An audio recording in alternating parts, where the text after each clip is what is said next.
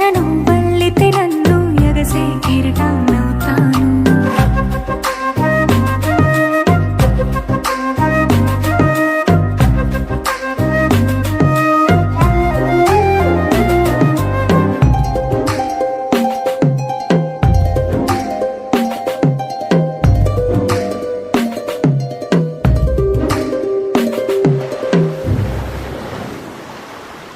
సముద్రమంత ప్రేమ ముత్యమంత మనసు ఎలాగ దాగి ఉంటుంది లోపల.